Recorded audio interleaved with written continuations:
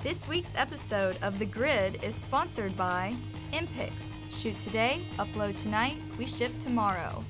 Manfrotto. Imagine more. On One Software, software that gets you back to shooting. Adorama, more than a camera store. And Tiffin, helping create the world's greatest images.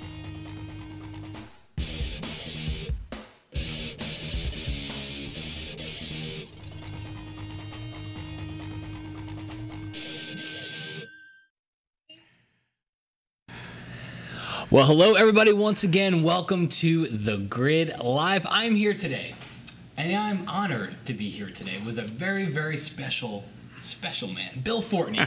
So Bill's an old friend of mine, and he's an old friend of everybody here over at Kelby Media Group. But first off, buddy, I already shook your hand today, but I'm going to say hi. Hey, it's great to be with you. Glad to be here. I love this guy. Seriously. So, guys, Bill he's a pleasure to have here today because it's just a wealth of knowledge when it comes to photography, the photography industry, and just an overall pretty nice guy. Bless your Pretty heart. nice. Pretty nice. In fact, Bill and Can I we end it at that point? Yeah, let's call it a show right here. Yeah. All right, so we're going to talk more about Bill in a second because there's a lot to talk about with Bill. But real quick, so welcome to The Grid. We're back this week. Scott is out on the road. He is teaching his Late It, Shoot It, Retouch It seminar this week, so he can't be here, but he's out on the road. He will be here again next week, if not the week after that. It's kind of supposed to be our season finale today, but I'm pretty sure we're just going to continue. When I say pretty sure, I mean semi-sure. So it's we're kind of having fun with the show. So we're supposed to take breaks. We're supposed to take a 4-week break every so often, but I'm pretty sure we're not going to take a 4-week break this time because we're having a good time with the show. So if we're here next week, you'll see us. All right, Bill. You may be seeing your last show of this because I've closed a lot of Broadway plays. No. Bill is. I have faith in you, man. You know what it is. In 5 minutes, everybody's gonna say, "Can you tell the guy in the gray shirt to shut up?" And can you just let Bill speak? Anyway, if you want to follow us, it's our Twitter account is @TheGridLive. If you want to post to us, because that's part of being on the show here, is that we have a screen that lets everybody kind of type in their comments live. So it's #TheGridLive. Just type that into your Twitter feed there, and that'll make sure that we get the comments and that I can give all the hard questions to Bill. Thanks so much, Bill. So real quick, where's the best place for people to find out more about you? Well, if anybody wanted to do that, and I would question it. There's 3 people. There's at least 3 people, Bill. Maybe 4. Yeah, I think so. Even though my folks are deceased, but your wife and your 2 kids. My wife and my kids, all 3 of them. There are 3 kids. Sorry about that. Forgot about that. Well, if you go to billfortney.net, that's my website. If you Google my name, Bill Forney, you'll see about the 3rd thing down the list is the Pilgrim's Chronicles. That's my blog. Yep. That's all soon to move to billfortney.com, but that's not quite yet. Okay. But RC and I have been working on that, and I'm excited about it. But those are 2 places. And, cool. I'm sure Federal Bureau of Investigation might be another place to stop. And people can also go to Amazon and they can type in your name and they'll find your America from 500 Feet. The books and are America there. from 500 Feet Part 2. You've got it. Cool. All right. A couple other things. So we rebroadcast the show tomorrow, so make sure you check back on Thursday and you'll be able to watch the show again if you would ever want to do that. Because we mentioned the rebroadcast, but it's only for people that would be watching it right now. And I don't think anybody's going to come back and watch it, Bill. Not after they see you. I was hoping my wife would watch it tomorrow. So. We also have an audio. We have an audio-only version on iTunes. If you want to follow me, I have a Google Plus account. You can just go to kel.by, and it's Matt G Plus is the little link for that. Or you can just type in my name to Google Plus. But let's get into a little bit about Bill's background because this kind of frames our whole topic for today. Which, by the way, our topic for today is it okay to steal a photo? But you got to kind of bear with us on this one. It's a little bit. It kind of goes in a different direction than I think you might originally think that it's going to go into. But I think a lot of your background comes into this. So Bill's a legendary landscape photographer. And how many years ago did you get into the ultralights? About 11 years ago. Yeah. So 11 years ago, Bill got in. He got this crazy idea that he's gonna take a parachute. He's gonna go to Lowe's and buy a big fan, and he's gonna put it on the back of the parachute and go 500 feet to 1,000 feet, probably even higher at times, up into the air. And then he's gonna take pictures. And that's not really what he did. You actually, I mean, you went all into this. I mean, you got the ultralight, and I did, and very very well knowledged in the FAA and flight and everything like that. So, but Bill actually did. He got an ultralight, and he went up with your son the first time, right? Yes. And you did a book called America from 500 Feet. We did. And that was the whole gist of the book, was you took your cameras up with you and you just went around the country and. I'll let you take it from here, well, because you know a lot more about the project than I do. Well, I've been a landscape photographer for most of my life, certainly for the last 25 years. I've been doing nature and outdoor work, and all the photographs I've ever made were from 5'9", my standing height. and I thought, a lot of what's exciting about photography is different points of view. And I saw the movie Fly Away Home, about the father and the daughter that taught the geese to migrate. And in watching that film, I thought the aviation work, the aerial footage, was so beautiful that if I could take a still camera and get 500 to 1,000 feet in the air, I would be shooting the landscape in a different way than I'd ever shot it. And so I went and took lessons, and then my son decided to join me, and we went around the country, drove 73,000 miles, went to 90 locations, and flew over some of the most spectacular country in the lower 48 states. And we did a book, and it led to another book just a few years ago of a similar nature. And it's, folks, if you ever get the chance, you can go on Amazon, Barnes & Noble, wherever, check out the books, because they really are, and you said this when we were talking about your book one time, where you thought you were going to go up and you were going to take landscape photos from 500 feet. You thought you were going to apply all the landscape type knowledge that you had to shooting from up high. And you said something that stuck with me, because when I look at the book, that's what I see. You said it really became about patterns. Yeah. I mean, and landscape can be about patterns too as well, but it's about a lot of other things. But I mean, it's just amazing. It's really the only word that comes to mind when you see this stuff, because you see it and you're like, oh my God, I want to get a fan and put it on the back of a parachute and go up. Now, you're like, you really want to go up there and you want to see these things, because it really is beautiful. Well, when we started the project, I had a list of places I wanted to photograph, and I had a concept of what I thought I was going to be shooting. And then you get in the air, and it's nothing like what you were thinking about. Yeah.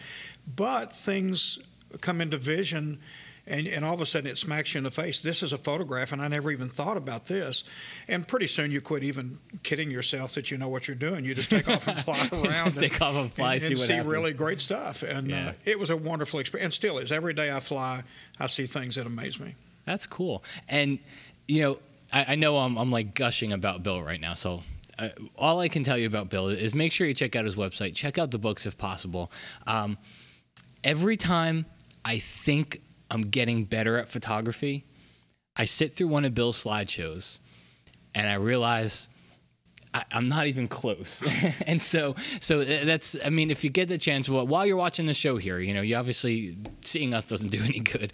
Go check out Bill's website, because he's got an incredible portfolio. And that is, we've taught a couple of workshops together. Sure. And I think, like, I might be getting okay at this stuff. Like, I'm doing better. And then I sit down and Bill does a slideshow, and I'm just like, all right, here goes another day. I'm going to go out and throw my camera away. No, really. But, well, you and I are going to do a workshop in 2 weeks in New England. We are. It's like the Bill Forney Invitational. Yeah, actually, we've had 2 cancellations. So if anybody's absolutely dying to be with you, they can get in touch with us, and we can get them in. It's kind of late, to make those plans. But all right, so just head to your website, and they can contact you on that. Yeah. Sure. So basically, what Bill and I are doing, and with a couple other instructors as well, is we're starting in Bangor, Maine on Saturday, October 8th. Right. And then we're going to kind of head down New England, kind of go south. New Hampshire, yeah. Go south, do some shooting up there, and by midweek end up back at Acadia National Park and do Bar Harbor and that whole thing. Yep. And from what you told me, it's timed perfect almost. Yeah, for fall actually, color. the leaf reports look like we're going to get just spectacular foliage, and all the roads are back open from all the storms and stuff. So We're excited. It's Cool. going to be a lot of fun. Well, check out Bill's website, and you can send him a message on there if you want to come join us, because we'll be doing a little bit of, obviously a lot of shooting, but also back into the classroom for critiques absolutely. and Photoshop stuff.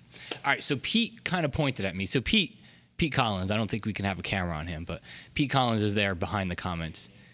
Oh, I was going to. It was next on the thing. So it says say het to Nancy. So het Nancy. So our international ambassadress, I can never say that word. That's our okay. international female person of love. From the country of France, just 15 feet away from us, Nancy Massey. Hi, everybody. How you doing, Nance? I'm doing good. Yeah? I'm very excited to find out that this might not be the season finale. I'm writing. I'm like, come join us for this season. Backspace. You know, we always have meetings around the company here, and we always say, what's the one problem that we have? And communication is one of those things, and for some reason, it just never gets any better. But anyway, so Nancy's kind of behind the comments and the live blog there and Twitter and everything, so... And can I just say really quickly, we're you can getting say a lot whatever you of want. comments. Bill, everyone loves your macro photography Yes. class on kelbytraining.com. Well, You're getting thank a you. lot of great compliments right now as the show's going on, so kudos. It was a great class. I enjoyed it thank very you. much myself. Thank you so much. Yeah, Bill is actually one of our instructors for kelbytraining.com, and in addition to some landscape classes, Bill has a class that just went up very recently on macro photography, and there was a ton of requests for macro photography, and if anybody can do it, Bill can do it. Make sure you check it out. In fact, if you go to youtube.com/Kelby Media Group, there's an intro, kind of a promo video for it that's pretty funny. It's actually very well done from our video department, so It is cute. check that out. All right, hey folks, we're going to take a very, very quick break. Up next is kind of our topic for the show. Is it okay to steal photos? It's a different topic than you really think, though. And part of that is going to be a couple polls, but we'll see you back here in just 30, 60, maybe 90 seconds.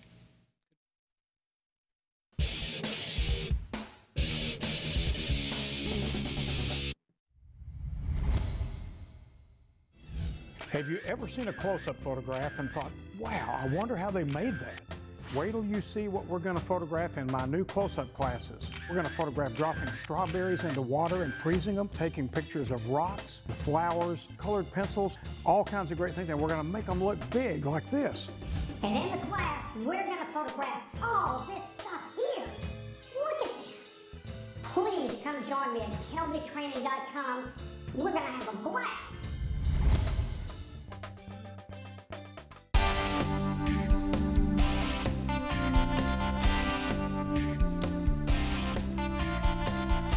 Hi everybody, Scott Kelby here, and we're here to invite you to the world's largest photo event. It's my 4th annual Worldwide Photo Walk.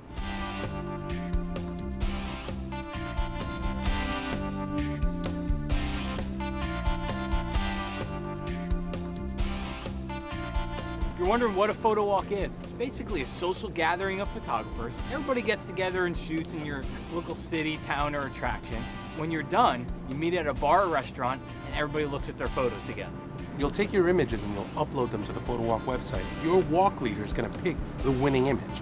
If you win, you're going to get a copy of Scott's brand new book, Light It, Shoot It, Retouch It. And from those winners, Scott will pick 10 finalists and 1 grand prize winner to win some really great prizes. Last year, we had over 1,000 walks all over the world and tens of thousands of people walking for this amazing photographic event. If you don't see your city listed, you may have what it takes to be the next photo walk leader in your area. So sign up here on the website. One of the coolest things about all this is it's absolutely free. All you have to do is find your city on the website, join a photo walk. And this year, we've made it even better because now you can walk on either Saturday or Sunday. The official dates are October 1st and 2nd. I hope you'll join us for this worldwide history-making photographic event.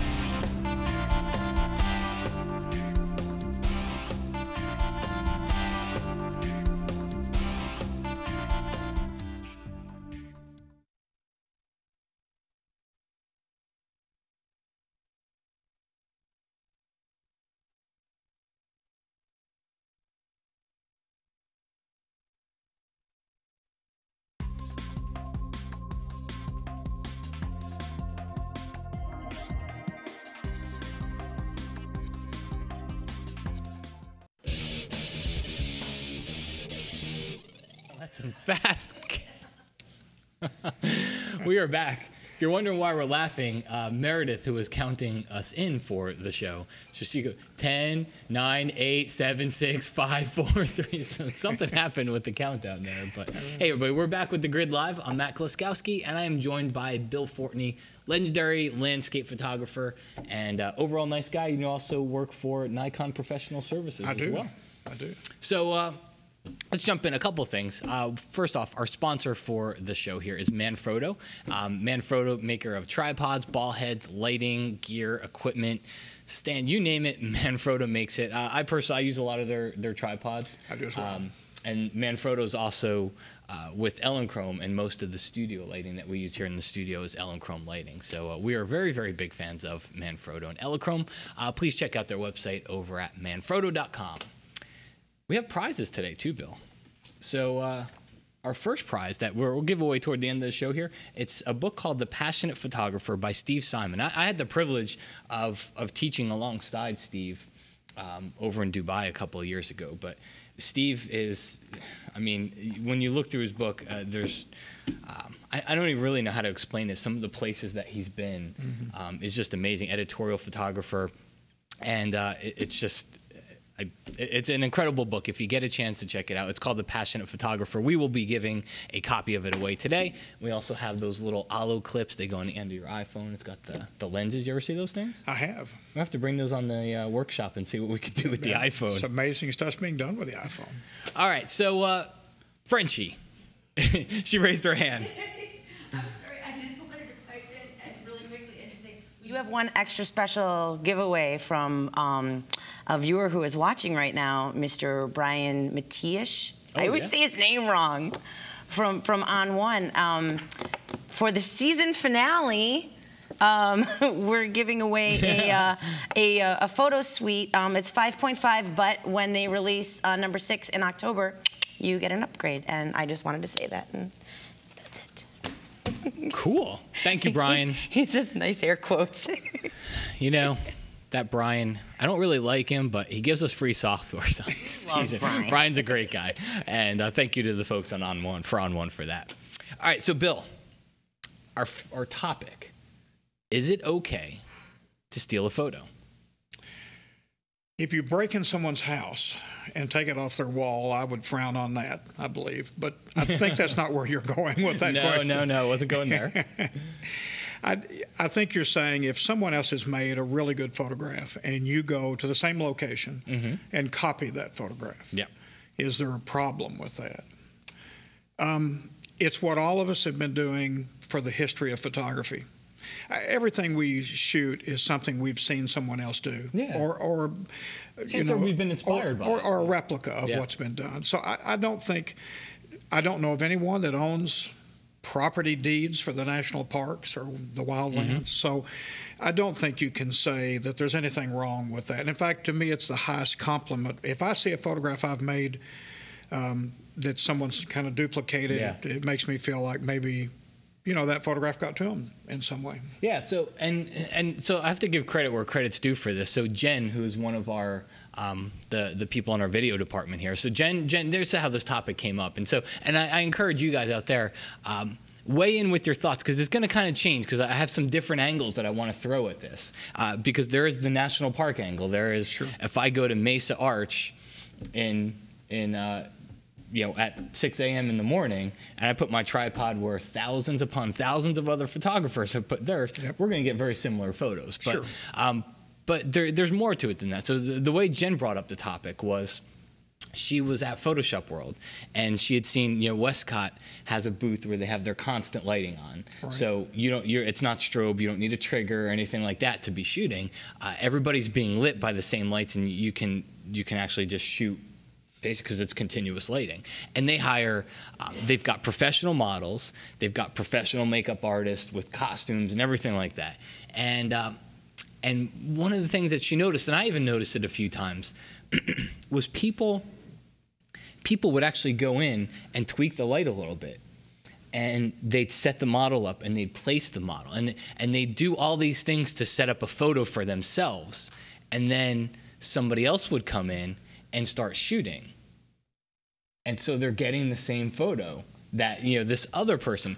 some people don't care, but some people, from what I noticed, got a little bit miffed over this, you know, because they're setting that up, and I think you can take this in a lot of different directions. So, let's say, you know, I'm walking. Ybor City is a kind of a historic district in Tampa, lots of texture and old buildings and things, and you'll find photographers that will hire a model to maybe shoot for their portfolio that'll take them down there all the time.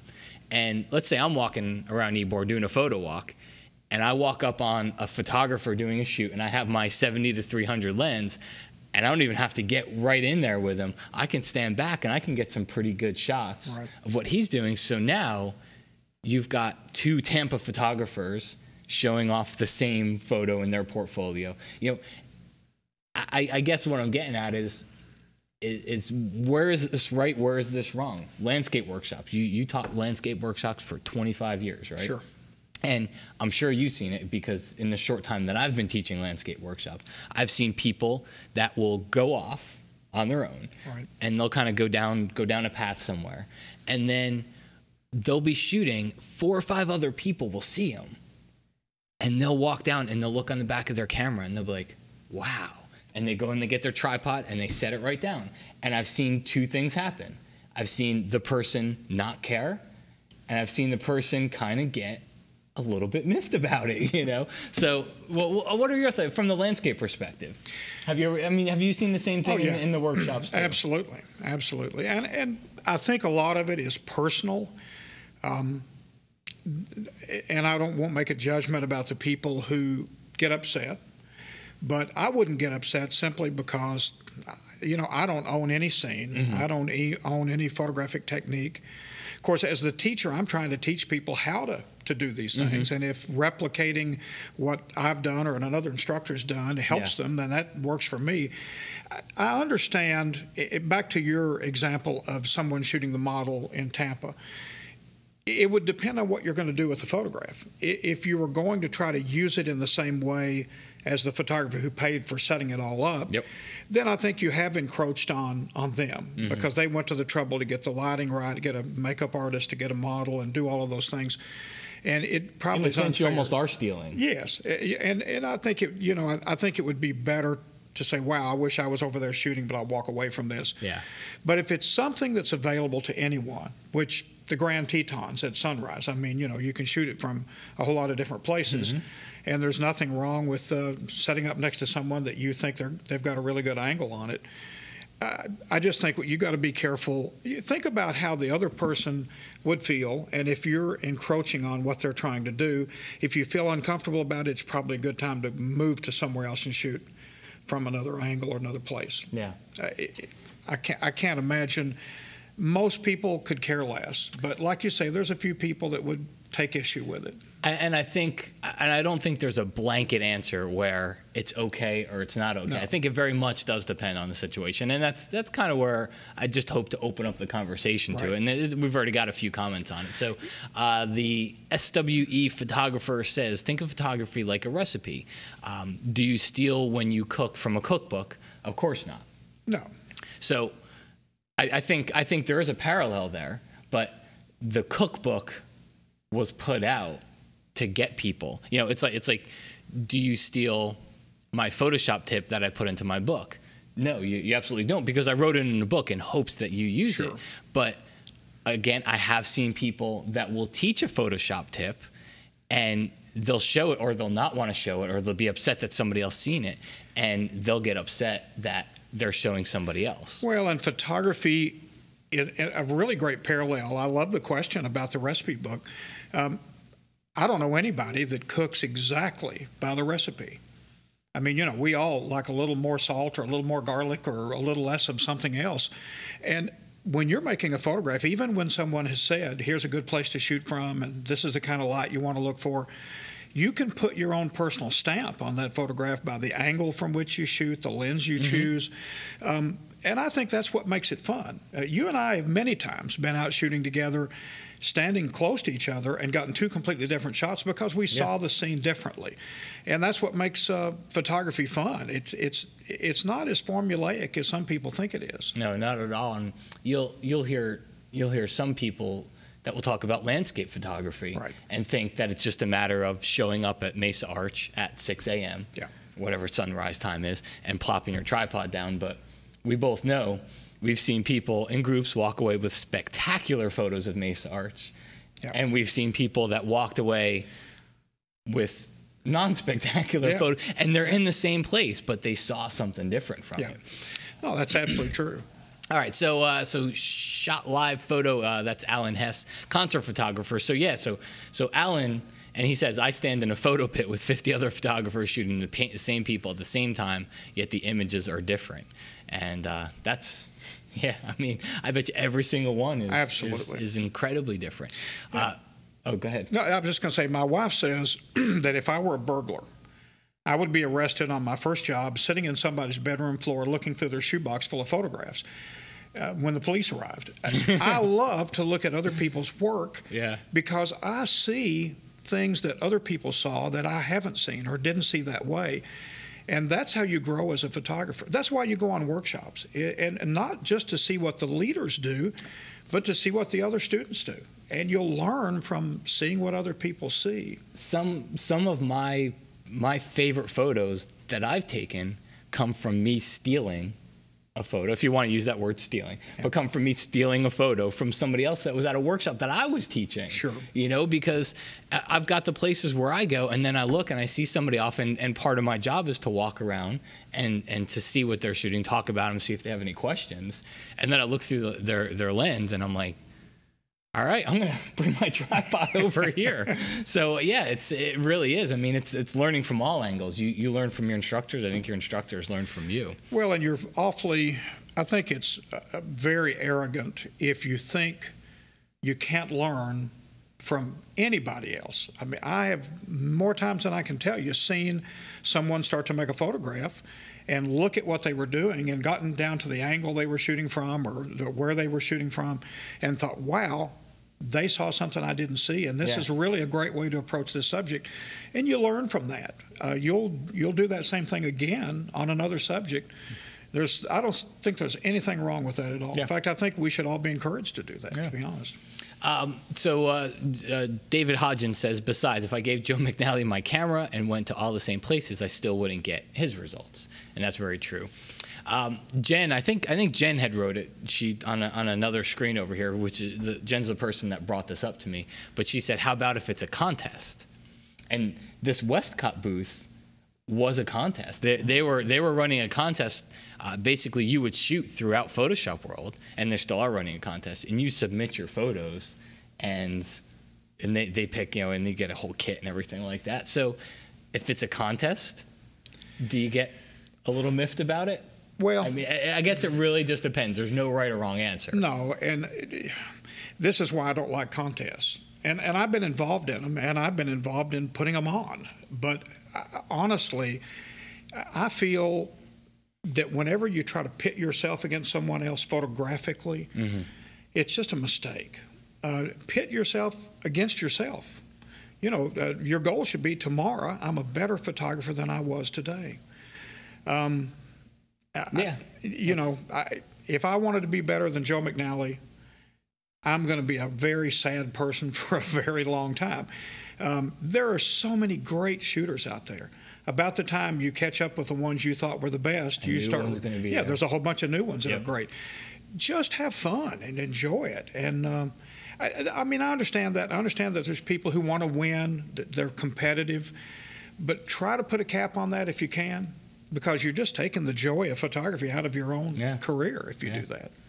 A very good point. And there's a comment that just disappeared. Hold on a second. Let's see. If I, as a photographer, set up lighting, I'd be miffed if someone else came along and stole my lighting style by shooting in that light. But if they want to use the same location with their own lighting style, shoot away. And that's from Ray K, R-A-K-E-Y. And but I want to get back into that comment in a second here. If you could leave it up really quick, Pete. We have a quick poll. So answer the poll, because I think it'll just kind of provide a little bit of insight. So if you were out shooting, you found a killer spot, would you be upset if a bunch of other photographers came up, planted themselves in that same location, and started to take the same photo? So it's very simple, yes or no. Okay, so a third option. Oh, and a third option. I just said maybe, but I wouldn't say anything. You know, like it's for all those people that maybe wouldn't vocalize, you know, that in between. Yes, no, or maybe. Well, I'll give you a great illustration of that. I do workshops out in the desert Southwest, and one of the places we go in Canyonlands National Park is Mesa Arch. And there's only room, honestly, for about 10 or 12 photographers to stand in the best spot to photograph this arch that lights up underneath. Many mornings I've gone out there and there's been 30 photographers show up. Now, it gets mean sometimes too. Well, you know, people get very upset. But what I've always tried to do is, let's say there's another group there, and I have a group. You know, real quick, I think if you guys go to, if you can go to mattkliskowski.com, I think I have a photo of that. Should be on my homepage, so you can at least show them where we're talking about. Well, what we've done in the past is I've gone to, say, the other leader of the other photo group and say, look, we're not all going to be able to get this. And I've said that even when we got there first. Why don't we take turns and see if we can't, each of us, get the shot?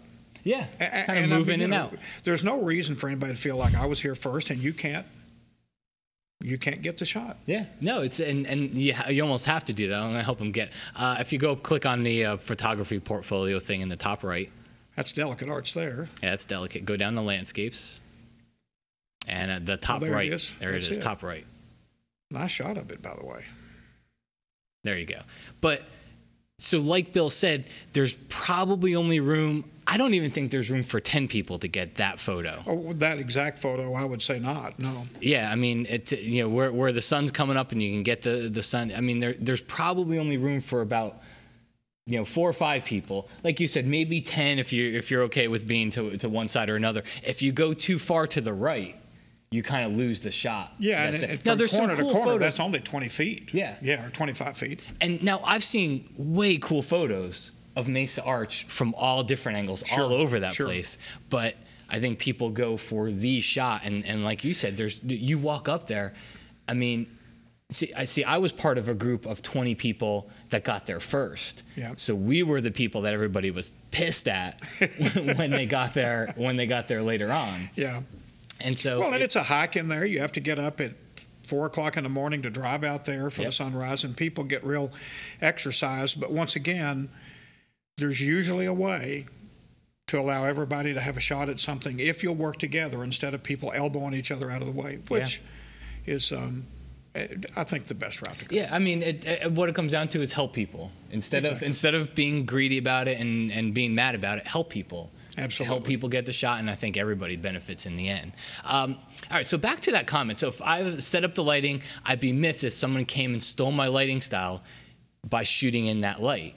So that's like a total different. And now you're getting to not just location and person, but now he's even talking about the lighting for this. Yeah. So you're stealing the lighting, and I know photographers that will get upset about that, and I know people that don't care. Well, if I went out and set up lights, which I almost never do, but if I did, I kind of feel like that's my setup. I mean, I brought the lights in, I've done all of that. A natural lighting situation, we're back to, it's there, and if you got there, everybody's trying to shoot it. But if it's a studio kind of situation, but still outdoors, I can see how someone would say, gee, let me finish, and I'll move my lights, and you can bring yours in and do what you want to do. I can see that more so than the Mesa Arch thing. In all honesty, you try to get your shot, and then you try to be a gentleman and say, you hiked out here too, I'm going to let you have my spot. Yeah. Of course, I can say that because I've shot it 20 times and I've got plenty of shots of it, and truthfully that factors into it. If I'd never seen it before, I'm probably going to be more exercised about it. Good point. I try not to be, but I'm as human as anybody else. So.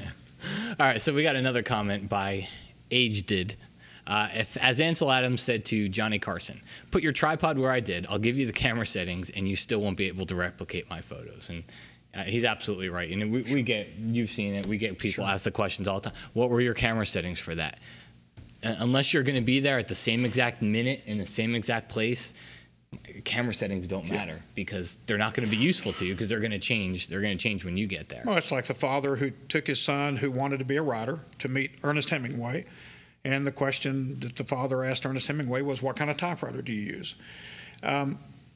It's normal. People are interested in the equipment, but the equipment is just the tool that you use. All the rest of it is all up here. And that's how you make good photographs. It's not, do I have the best camera? It's, have I learned the other things that you need to know, and am I sensitive to them?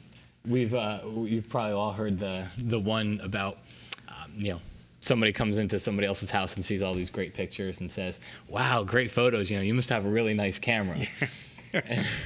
and then later on, the person cooks dinner and everything like that, and the photographer comments and says, wow, that was some great food. You must have some really wonderful pots and pans. So anyway, let's see. So we hired, here's another comment by Mel. We hired photo company to shoot our teams and individual athlete shots. Moms were shooting over the photographer's shoulders with an iPhone. I think that's okay. Didn't think it was okay that another photographer, whom I know is a local pro, was shooting over their shoulder. What is he doing with that photo? As a pro, there's a different expectation, ethical, given that he's a pro photographer. I think not. So that's a good point. Yeah. Because Mel, you're there as for your job to shoot these teams, and now you have a pro that's there that isn't shooting. It's not their son or their daughter. They're shooting it because they want to make money from what Mel and his company spent money on. Yeah, and that's stepping over the line. Going to a wedding with a really nice camera and replicating what the wedding photographer is shooting. That poor soul is trying to make a living. Yep. And if you then make all your pictures available to the bride and groom, it may be a nice gesture on your part, but it is stepping over the line in terms of what's professionally ethical. Mm-hmm. And I know those are fine lines, and it is a fine line. But still, you have to consider the person that's there working. Yeah, because you could be. You're taking money out of their pocket by shooting a photo that the bride and groom may take or may use and not buy from the wedding photographer. Exactly. You're taking money out of their pocket. Yeah, I think that's one where I'd say think long and hard before you do that. All right, so R. Brong says, do you ask permission from everyone you take a pic of, street photos? Is that any more stealing? If you're on the street, there's not an expectation of privacy, so you're not really stealing. You can do, what you can do with those photos varies. If you don't have a model release, I can take that photo of that person on the street, I could put it on my portfolio. Ethically, is that right? Maybe not, because here's a random person that's on my portfolio, but I can't use it for commercial purposes because we don't have a model release. Well, and then there's a whole issue of what's the ethical thing to do when photographing people that may be unaware they're being photographed? How's a photograph going to be used? Would what you do with a photograph demean that person in any way? I've shot some homeless people, but I always strike up a conversation and talk to them, get to know them a little bit, and let them know openly that I'm a photographer. I'd love to photograph them. And if they say, I'd rather not, then I say, not a problem. Can I buy you a cup of coffee? And walk away. I wouldn't do that unless they said, sure, it's okay. Once again, I think you just have to be, it's all about personal ethics. You have to just be sensitive to these kinds of things. Yeah. Are you doing the right thing? If someone did it to you, how would you feel? That's always a good question. And that's actually probably the perfect. You could almost end it with that. Yeah. Is because I don't know that there is a perfect answer to this. I didn't envision there was when I brought it up. I just thought it was kind of a cool topic to get people thinking about what situations have you been in. And when is it okay? When is it not okay? Would you or wouldn't you be miffed about it? Nancy, do we have any poll results? Yes, we do. For the first poll, the results were yes was 11%. No, they wouldn't be upset was 65%, and maybe, but I wouldn't say anything was 22%. You see, that maybe was good. Passive aggressive. And so the other poll, is the other poll up yet? I have it. And also, I guess we're having some trouble. Sometimes people can't click on the poll after a little while. So I'm about to publish it, and then as soon as I publish it, guys read it and get ready to click. Okay. Here it comes. So the other poll is kind of taking it it's almost the same question from a different angle. It's almost, what would you do? Would you walk up to another photographer, look through his lens, like what you see, and take that same photo? Okay, and assuming it wasn't at a wedding or anything like that, assuming more creative, and I think that's the question I'm getting at here, is creatively, would you be okay with that yourself? You know, ethically, you're not taking anything away, and I've done it too, so I can answer yes to that question as well. I will give you a caveat to that, though. I was actually in Bodie, the ghost town, with Richard Small, a friend of ours, friend of yours, a great shooter. Yep. And Richard was shooting a photograph close to where I was shooting, and I noticed he was shooting from a much lower angle. And I walked over, I said, "Can I see what you're getting?" And he said, "Sure." And I looked through his viewfinder, and I said, "Wow, I like that a lot better than what I'm doing." And I said, "Would you mind if I make the same shot or approximately the same shot?" He said, "No, I'll be finished in a minute." When he moved, I got right down where he was. To me, Richard Small taught me a little lesson in photography. He was proud that he'd shown me something. I was thrilled to get a shot I wouldn't have seen. Everybody wins. Yep. Nobody's hurt. We weren't trying to sell our images to the same people, or I'm not trying to sell mine at all. Yeah. So he taught you a lesson that next time to get into a different angle. I mean, I went out and bought knee pads. I'm spending a whole lot more time shooting low to the ground. But no, I don't see a problem with that. I think it's kind to ask someone, would they be okay with it? That's a great point. Yeah. Instead, don't just walk up and do it, but ask the person. And most of the time, and certainly don't push somebody in the tripod over and then set up where they really. What's wrong with that, Bill? Well, if they're bigger than you, it could be dangerous. No, not if they're bigger than me, but if they're smaller than me, they're going over. No, I'm just kidding. I love it. All right, let's see. So stealing a lighting setup, I think stealing a light setup, I think that is stealing. Your gear, money is expensive, and your money. There's money signs all over the place. Mostly really rude. Okay. I can agree with that. Yeah. The only time it's an issue for me is when a photographer. Oh, this is from Iberianex. So the only time it's an issue for me is when a photographer might hamper my ability to get the shot. If I stop a stranger on the street and make their image, don't distract my subject so that you can get their shot before I do. If I want to make an image after I've gotten mine. If you want to make an image after I've gotten mine, I don't mind. It's different during a workshop where I'm getting someone for the purpose of helping out a student. Right. But if I'm there for myself, don't be rude and intrude. Be patient, and you can do what you want. I think that's a great point. Is if you do see somebody working with another person that maybe they stopped on the street and they think has a lot of character, and you walk up and you start saying, "Hey, look over here," and they're working with that person, that is kind of rude too. Especially, that's actually kind of... that's professional courtesy among photographers, whether you're a professional or not. It's, that person is doing something that I would like to do, but I'm not going to impede on them doing it. And I'll step in after they're finished if they don't mind. I don't see a problem with following up if they don't mind you doing it, but I think he's very right. If I'm working a subject, I don't want someone else hampering that process until I'm finished. Yeah. Iberianex has a great, he's actually author of a brand new book that's out right now on natural light, and he's amazing. He's a pro at this. I mean, you look through this book and he's got like the way of seeing natural light and everything. So I'm anxious to see his book. Yeah, it's a great book. You can find it over on your books, or maybe if we can pull up a little website. If not, we'll find it. We'll put it up later on. But anyway, last comment by Dave Cross. If I pay to hire a model, makeup artist, etc., and another photographer comes along, I'd ask him to chip in some money if he wanted to jump in. So that's... I don't see a problem with that.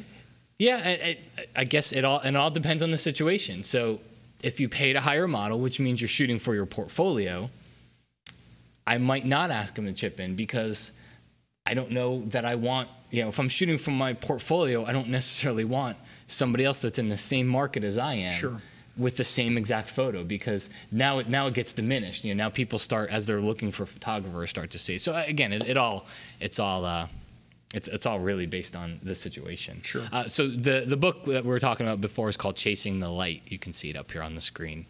But great book if you get a chance to check that one out. It's mostly on it's all on natural light shooting, and he's got a really, really good take on it. All right. Oh, you know what? Is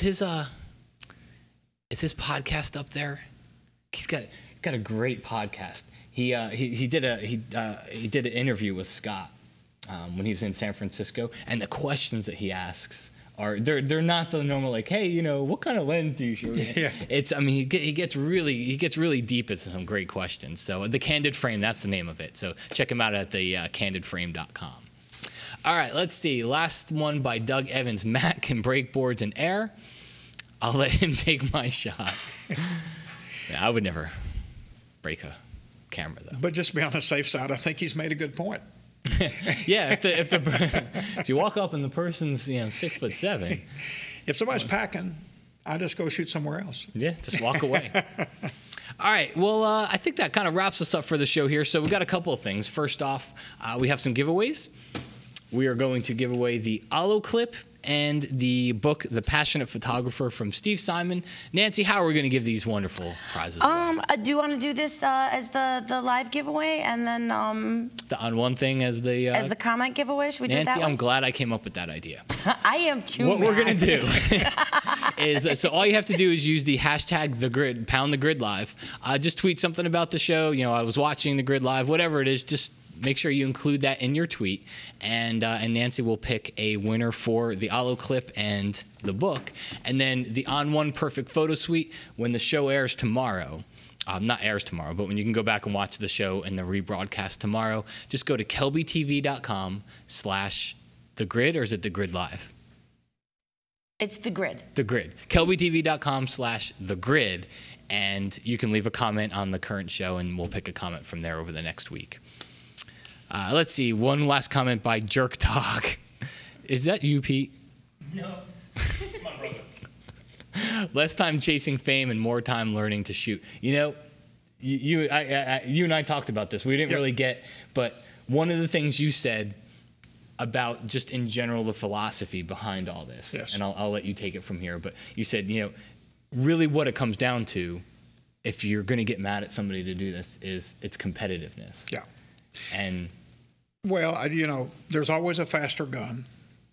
And if your whole photographic career is about being the fastest gun, and you ever get there, which is not likely, but if you do, you're going to get shot tomorrow because there'll be a faster gun then. Yep. So why waste your time with that kind of do photography because you love it, because it brings you joy, because it brings joy to other people, and enjoy your successes and learn from your failures, and take a deep breath.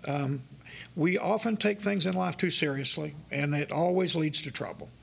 And competitiveness in the arts is one of the worst things we can do, because it steals the very thing that we're trying to use, our creativity. Yeah. And I should have asked you this before the show, but it kind of the thought comes to mind now. And you shared it on Scott's blog, so I don't feel like I'm giving away too much information. But you years ago you had cancer. I did. And something that I thought was really, you know, it struck me, was you had said when telling the story, and you were laying in the hospital bed, and there was a test that had been taken, and you were going to find out the next morning, and at the time you were chasing National Geographic, Sure. you were embraced in the competitive world of photography. I was doing what I told you not to do. Exactly. Yeah. And you said to me what was very profound and meaningful was that never in the course of that night, when you were waiting for the results of this test, it was basically going to tell you, did you have the kind of cancer that you could survive, or did you have the kind of cancer that was going to kill you? Yeah. While you were in the midst of waiting for this test, you never thought about photography. No. You never once thought, man, I wish I had that photo. Man, I wish I went here and I took it. Man, I wish you never thought that. Never thought about fame. Thought about not growing old with my wife and seeing my children grow up and seeing grandchildren. Yeah. And you know, the next morning, I was a completely different person. I saw photography differently than I did before.